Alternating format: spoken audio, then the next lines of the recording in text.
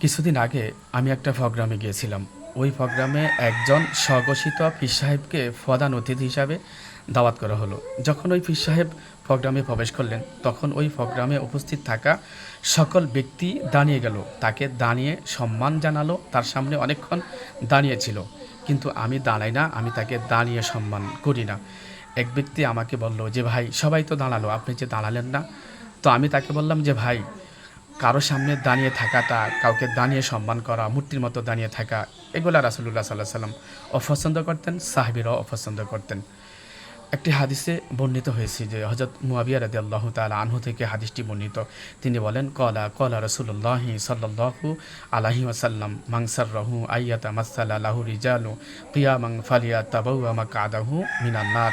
রাওয়াহু তিরমিজি, আবু দাউদ।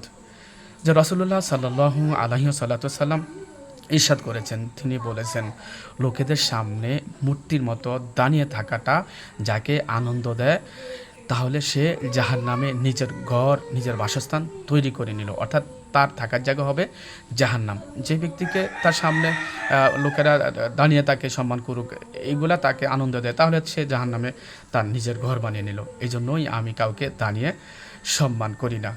তো রাসূলুল্লাহ সাল্লাল্লাহু আলাইহি ওয়াসাল্লাম যাতে সুস্পষ্ট ভাবে আপনাদেরকে নিষেধ করেছেন যে তাদের সামনে না দাঁড়াতে, তাহলে আপনি কেন দাঁড়াবেন?